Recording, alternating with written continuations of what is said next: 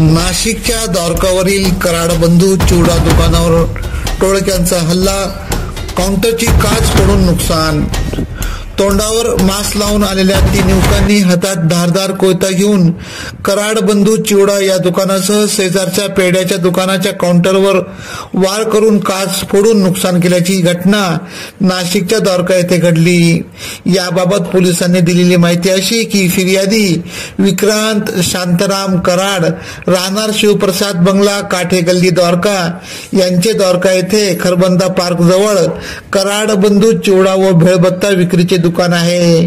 काल 29 ऑक्टोबर रोजी सायंकाळी 7:30 वाजेच्या सुमारास निळा शर्ट, काळी पॅन्ट, तोंडावर मास्क परिधान केलेल्या 3 अनोळखी युवकांनी दुकानाच्या दिशेने विटा फेकल्या। तसेच अन्य एका युवकाने त्याच्या हातातील असलेला धारदार कोयता घेऊन दुकानात असलेल्या लोकांच्या दिशेने भिरकावून दुकानाच्या काउंटरवर 2-4 वेळा वार केला।